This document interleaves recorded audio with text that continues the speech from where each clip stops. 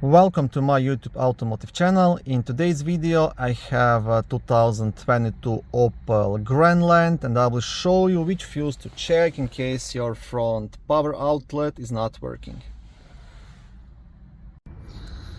The fuse you need will be located in a small fuse box under the steering wheel. Now to access the fuse box, first you want to lower this compartment and then you will have a small tab to push here to completely remove it. And now you will get access to the fuse box. Front power outlet fuse is a 5 amp fuse located just here. So the one on the top. And hopefully this fuse will be burnt out, and just by replacing it that will fix your outlet. If that doesn't fix it, then you will have to do a bit deeper diagnostics, look at the wiring and the outlet itself.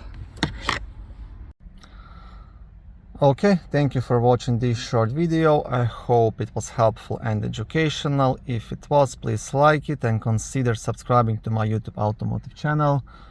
On my channel there is lots of how-to videos, do-it-yourself videos, car reviews, product reviews and other similar automotive topics.